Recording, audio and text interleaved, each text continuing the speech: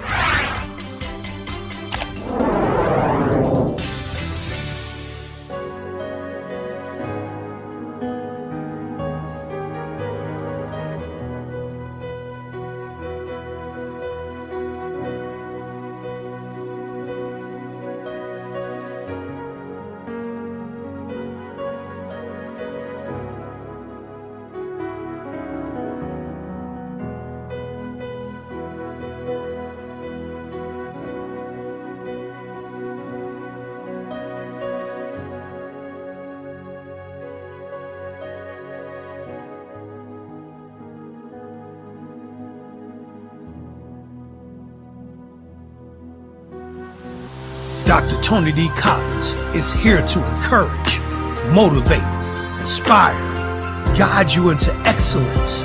Your success matters. Your dreams matter. Sign up right now with Shepherd One Coaching and become a better you.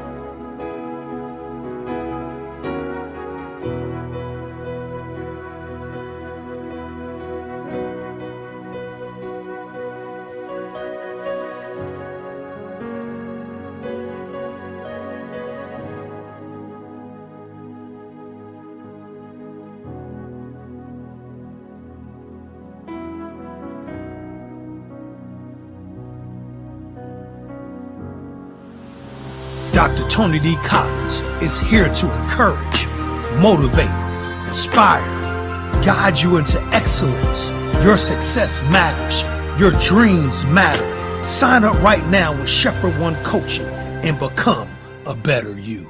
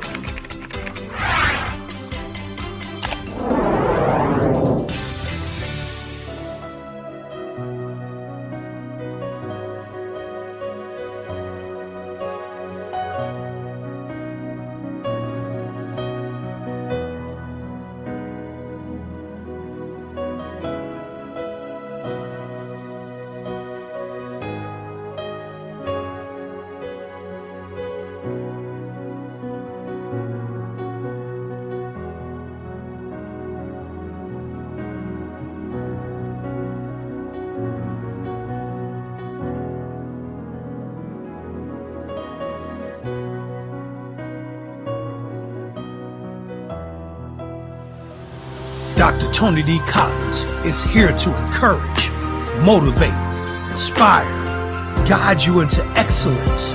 Your success matters. Your dreams matter. Sign up right now with Shepherd One Coaching and become. Well, good morning, everybody. On this thankful Thursday morning, so glad that you have joined us this morning. Welcome, welcome, welcome, each and every one of you to Morning Mocha, particularly those of you that are joining us for the very first time.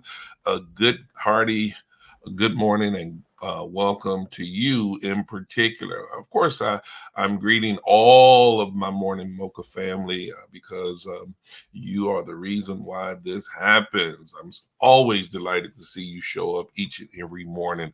Those of you that are regulars who have been with us more than a year now. Can you imagine that?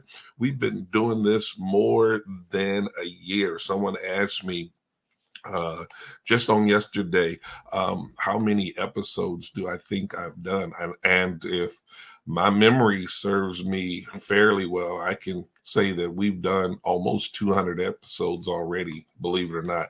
I mean, think about it. Started off coming on 5 days a week, and then we shifted to 4 days a week, but we were doing something every day. And man, it's been awesome. I know it's over 150 episodes that we've done of Morning Mocha. So there's a lot for you to go back and review at any time. Some of you may have your favorite Morning Mochas. Okay, I'm getting something in here.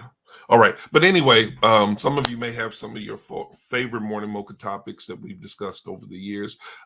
Know this, you can go back into our archives and view any of them at any time, and it can be a blessing to you all over again. Want to get the morning started off with sending out a special birthday shout out. Today, we celebrate Nathan Hillman's birthday. Nathan Hillman, he's 8 years old today. That's Tisha Hillman and Michael Hillman's little man. All right. We celebrate you. We hope that you're going to have a great day today, Nathan, and get all that you can get. I hope that the birthday gifts and all of that special stuff are already loaded up for you and ready to make this day a wonderful, wonderful birthday. Of course, you're going to get all the shout outs from our Morning Mocha family because you're one of our little Mocha men.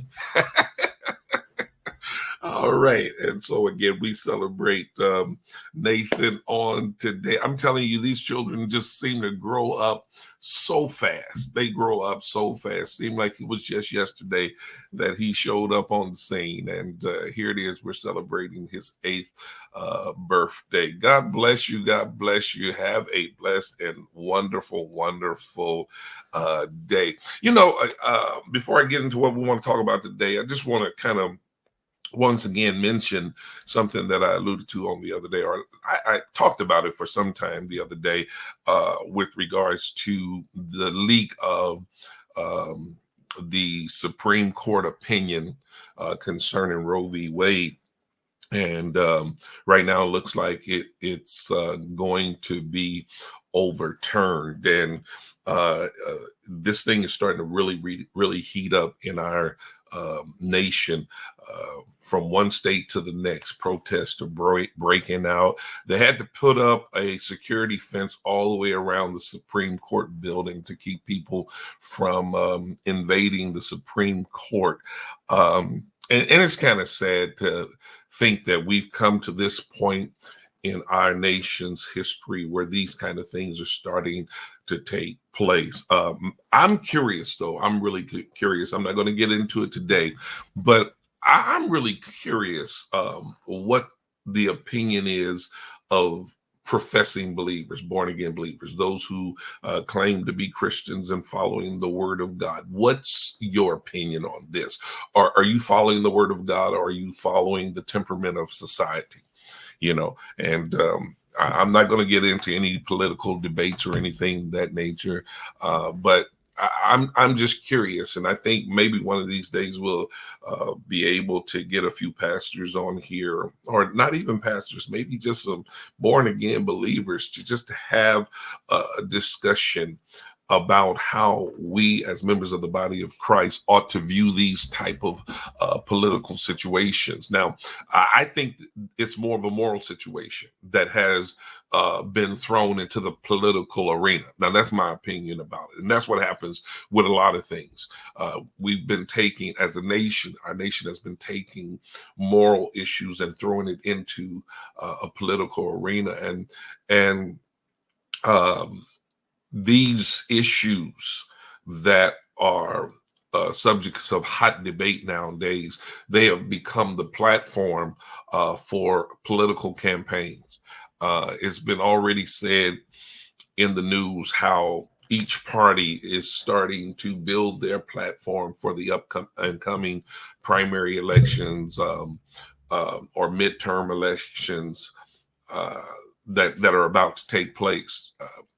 The Republicans have one stance, the Democrats have another stance. They're diametrically opposed. And that's exactly how our nation is divided today. And I'm really curious. And it's kind of sad because to some degree, we always talk about freedom of speech and all that kind of thing. But to a great degree, freedom of speech isn't really fully honored, because if certain people say certain things, which the powers that be oppose, then they can find themselves being censored quick, fast, and in a hurry. You know, I must admit, I've got to even now be somewhat diplomatic with how I express things on this platform, because all it takes is for one person to be upset who has the authority and power to push a button and, you know, silence my voice as it pertains to coming to you across these airwaves via live stream, if you will. You just got to be careful nowadays. So with those kind of measures in place, how can we really say that we have freedom of speech? But I still believe in the midst of it all, the church has to have a prominent voice. It needs to have a relevant voice. It needs to have a voice that needs to yet be heard in our society. Now, again, those of you that are joining us for the very first time, this is not a preaching platform. I'm not about to start preaching. I'm not even about to start really getting deep into that subject. But I just wanted to kind of pique your interest in it. If you haven't looked into the situation yourself, let me encourage you to look into what's going on right now, because all of these things in one way or another are going to affect all of us. You might say, well, it won't have anything to do with me. May not be directly. I mean, that may be the case. It may be indirectly, but it has a way of affecting all of us somewhat indirectly. Michelle Love, she says, even comedians are feared and forced into censorship. I only pulled that comment out because of this. Some of you may have heard what just took place with Dave Chappelle at his comedy show that he was doing out in, I believe it was in Los Angeles. But anyway, he was a part of this big comedy show or whatever it was, some type of outdoor extravaganza, and he was attacked on stage. Second time within a few months that a comedian has been attacked on stage. With no one still knows what precipitated the attack, but a man attacked him on stage, and this time he was armed with a knife that looked like a gun. Now, you know, whether you are a person who gravitates to that kind of scene or not, that's not the issue here. The issue here is that our society is becoming so out of control that it seems as though no one is safe anywhere, and that's a shame. That is so sad. I said on the other day, man, it would be so much easier if we could just get along with one another. We won't necessarily agree with one another about everything, but if we could just get along with one another, just for the sake of peace and harmony. You know, people seem to want to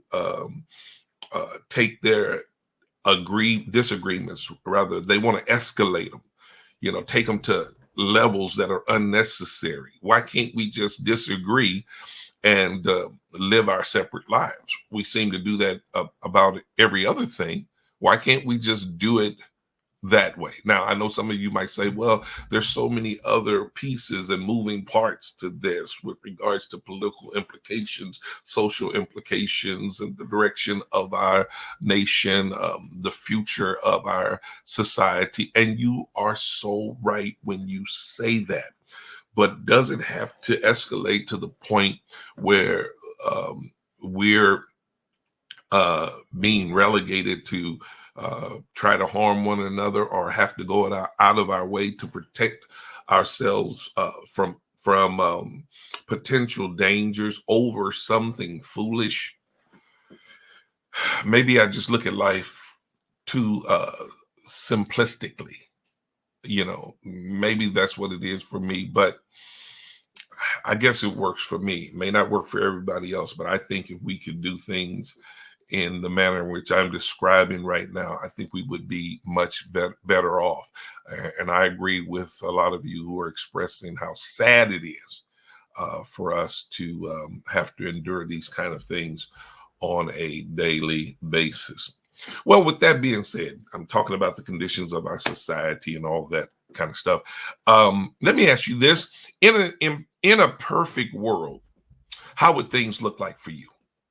Have you ever given consideration to that question? Y'all know I'm always starting most of my discussions with a question. And the reason why I do that is because I want to provoke thought in you. I want to get you to really thinking about some things, to consider some things from your personal point of view. Most of us wouldn't dare to dream this way because we've already convinced ourselves that there's no such thing as a perfect world. But what if there were? What if you had the power to create a perfect world, tailor-made just for you? What would that look like? Now, this is where you have an opportunity to utilize your realistic imagination. How's that for a phrase? Utilize your realistic imagination. Some people will never go far or get ahead in life because of their inability to dream, just to dream. Some of you actually won't even allow yourself to dream. Now, I know some of you probably have already said, Pastor, you are always talking about dreaming. You're always talking about having a vision. Yes, I do, because I believe that dreams and visions are important for the sake of advancing in life. Some of you have convinced yourself that dreaming is only for children. Yeah, that may be true. It may be true that dreaming is for children because that's what children do. But I've discovered that dreaming works pretty well for successful people too. I guarantee you, people who are experiencing great success in their lives are dreamers, or they have been dreamers. Otherwise, how did they get to where they are now? They had to have a dream. They had to have a vision. They had to be able to see something in their past time, see it in their future. I mean, they had to have a past experience somewhere in the past where they saw their future. They saw themselves where they are today. Maybe it isn't exactly as they viewed it, but it is very close to what they saw for themselves years ago. You can have a dream and employ your imagination without ever traveling past the realm of reality. That's the reason why I referred to it as realistic imagination. That is possible. Some people think that when you start to imagine things, then you're thinking beyond the realm and the scope of reality. And that's simply not the case. It's not. You can dream. You can have visions. You can use your imagination and yet remain in the realm of reality. Now, again, I use the word traveling because in dreaming, in using your realistic imagination, you're able to visualize or see yourself in a place in which you've never been before. That's what dreaming is all about. That's the thrill of dreaming. That's what fuels the fire of a dream. You can see yourself in a place where you've never been before. There's some place that you desire to go. And in your mind, through your imagination, you're able to journey to that place prior to ever getting there. That's the beauty of dreaming. Well, again, if you're pushing back on that, it's very, very, very unlikely that you will ever be successful at doing anything of great significance. You're going to constantly find yourself living in the neighborhood of mediocrity. Okay. And who wants to stay there? Who wants to hang out constantly and perpetually in the neighborhood of mediocrity? I don't know about you, but I'm constantly dreaming of the next level that I can move to in life, the next thing that I have the opportunity or the potential to achieve. And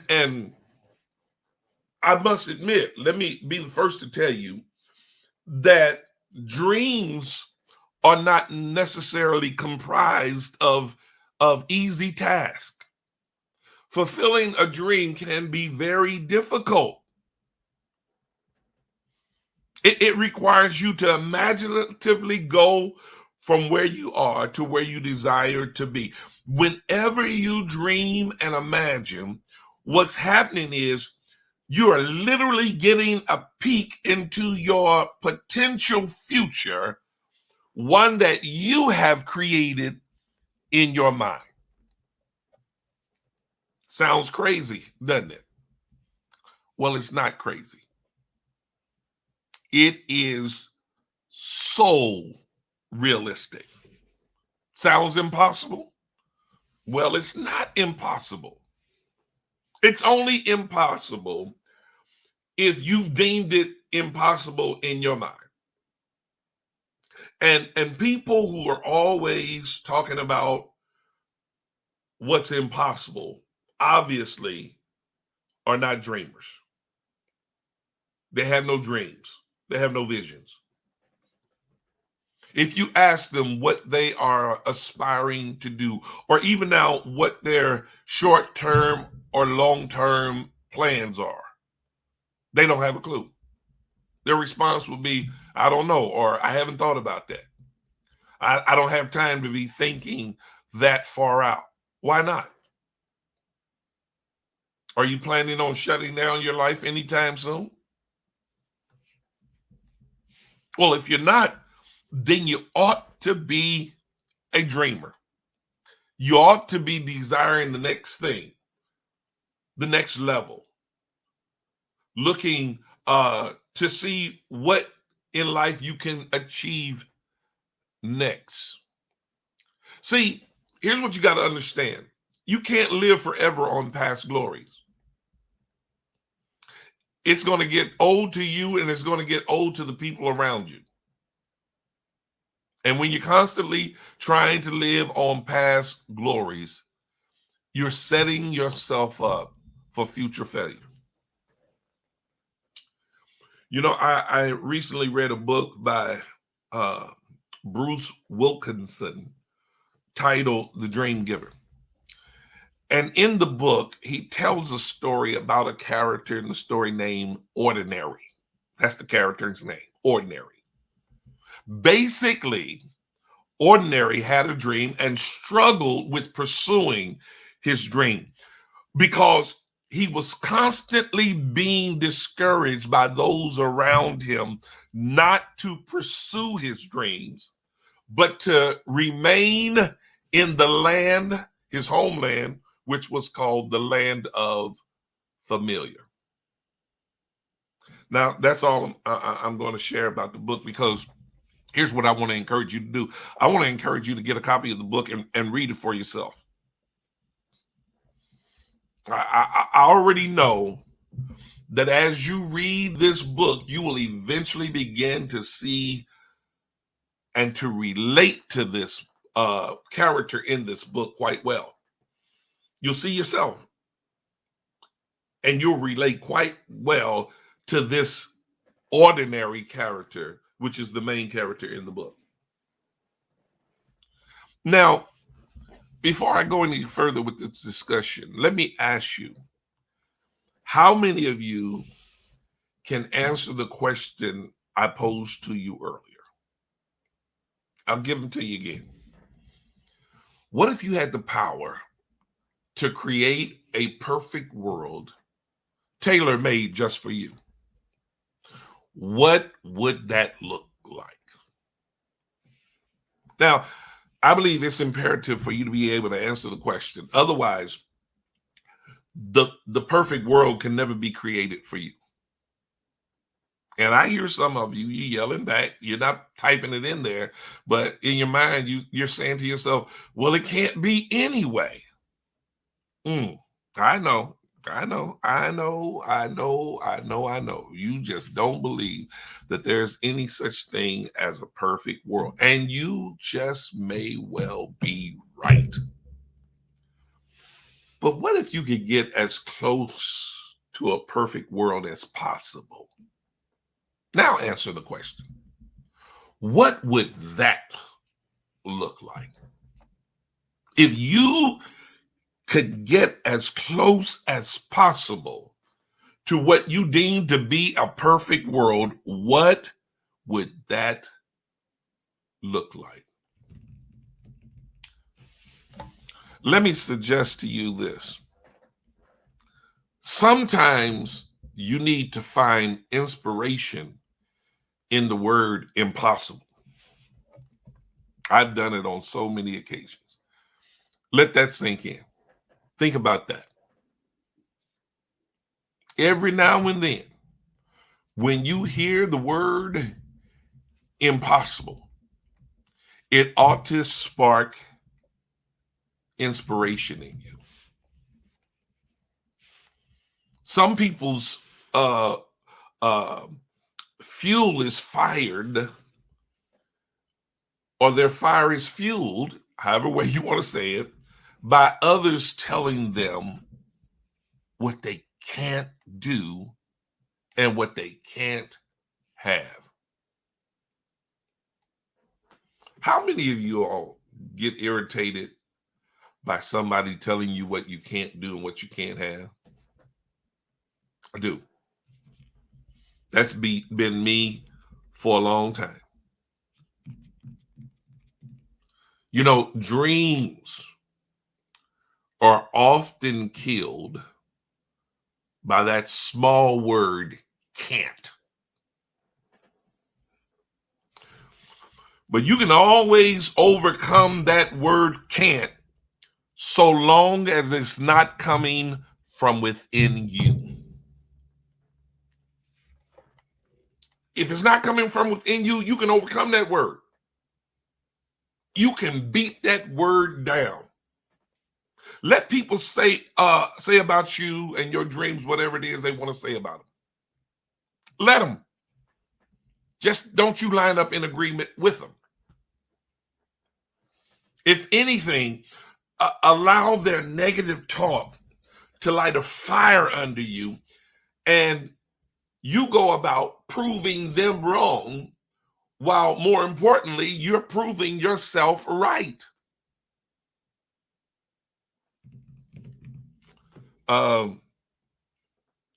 Let me put my preacher hat on just for a second. Most Christians, if they've been in church any length of time, any amount of time, you've heard it quoted, Philippians 4:13. I can do all things through Christ, which strengthens me. 4:13 or 4:19. Pardon me if I gave you the wrong verse, but nevertheless, go to Philippians chapter 4. Sometimes, I get some things kind of twisted, but we've quoted it, we've heard it quoted. I can do all things through Christ, which strengthens me. We've also heard it quoted that with God, nothing shall be impossible. Now, we know that Mary quoted that when she was informed of the fact that she would conceive a child of the Holy Spirit and not with the aid of a man. And when she finally embraced that message, she responded that with God, nothing shall be impossible. Every now and then, you've got to have that type of resolve, especially if you know that God has given you a dream, a vision, an inspiration, something that's burning in your heart, a passion to do, whatever that passion serves, whatever need it serves, regardless as to the challenges you may face in fulfilling that need. I can do all things through Christ who strengthens me. I once heard someone say that dreaming is the process in which you imaginatively create your future. Since it's your future and you're the one who has to live in it, then why not make it the best that it can possibly be? Yes, it is possible for you to create your future, to write your story. Well, here you go. You said, well, no one has control of the future. No, you don't have control of everything in your future. But there are some things you can have input into with regards to your future. Okay, let me give you this example. And again, it might sound simple, but I believe it's relevant and it's a reasonable example. How many of you have plans for a vacation by sometime later on this year? You have plans to go on a vacation later on this year. Okay. How many of you have already decided what your destination is going to be? Okay. Let me show you how you're somewhat orchestrating your future. Okay. Number one, you've already visualized yourself being in the place where you want to be. Otherwise, you would have never thought of going there. You've got something visual in your mind of where you want to go. And watch this. You already have a visual in your mind of what you're going to expect when you get there. And because you can already see it, you've already started laying out plans to realize this dream or this concept that you only have in your mind. Well, Pastor, it's more than in my mind. It's in your mind because it hasn't manifested physically yet. So it's only in your mind. So how are you influencing or impacting or even directing your future? Here's how. You make the decision what airline that you're going to fly on. Or if you're going to travel by car, you make the decision what road you're going to take, when you're going to leave, how long you're going to be away, when you plan on returning. You're creating your future right there. Yeah. Too simple, huh? And since it's your future, your vacation, you feel as though you have the right to plan your future and your vacation. Okay, you and your spouse, whatever, you and your friend, but you're getting the point. So if that can apply to that kind of situation, if this principle can apply to that kind of situation, why not take this principle and apply it to everything else in life?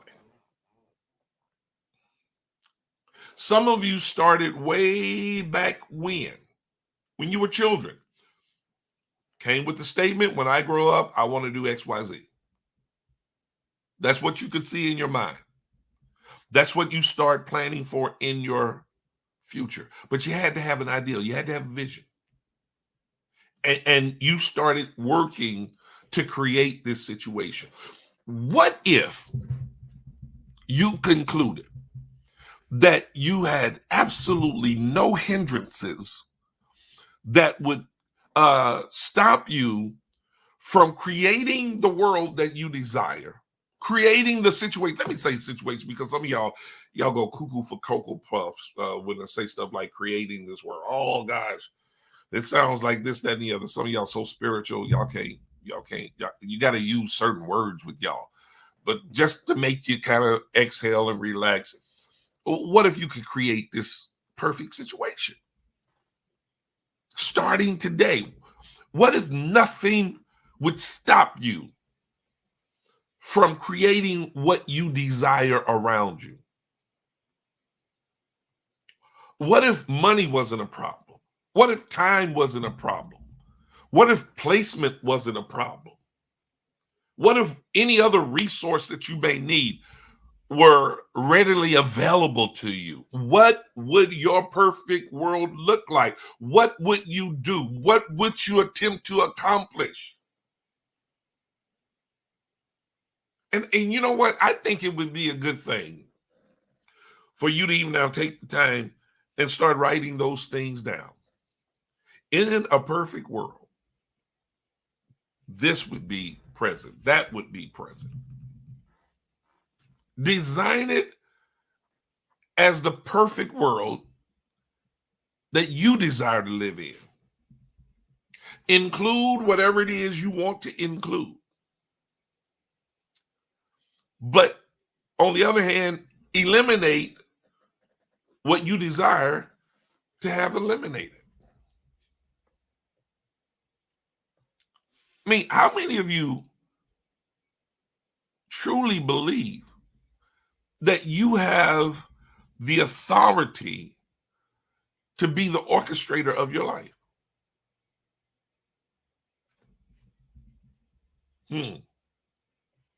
Listen, God has given us free will.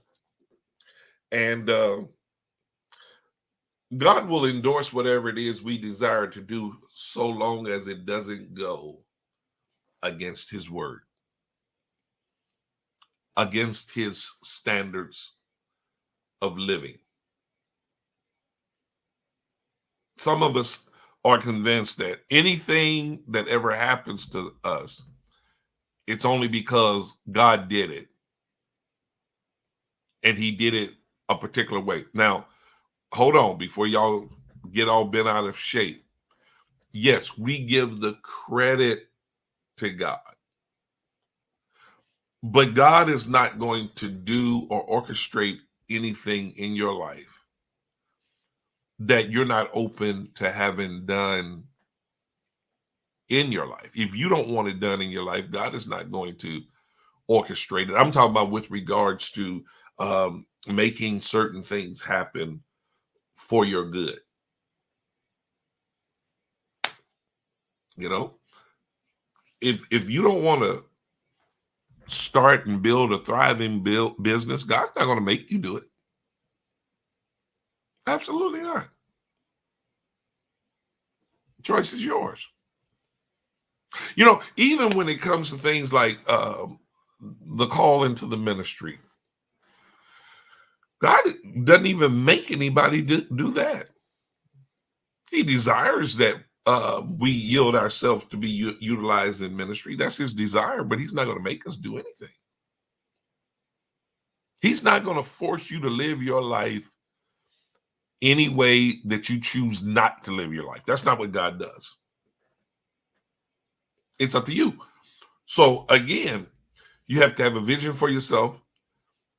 And once you get this vision, once you have an ideal of what the perfect scenario, perfect situation, perfect for those of you that won't get bent out of shape, what your perfect world would look like, design it, create it, start to go forward. Set the standards of what you believe a perfect world will look like. You set your desired level of living. You have the authority to do just that. Don't be that person who allows themselves to become discouraged even before they attempt to get started. Some of you start right from the very beginning. You decide, man, that ain't possible for me. That won't happen. And sometimes what we don't know is that God has already put certain things in place and made those things accessible to us. But the only problem is we allow our unbelief to keep us from accomplishing and receiving what God has already designated for us. Listen, you don't have to name it and claim it. See it and believe it. Just see it and believe it. When you see it and believe it, then you can move on it. And then that's when you'll start to see certain things manifest in your life. And you can apply this principle to just about everything. You don't have to live with certain frustrations. Create your world without them. You don't have to live constantly in lack. Have a vision and see yourself having all of your needs supplied. Now, please understand,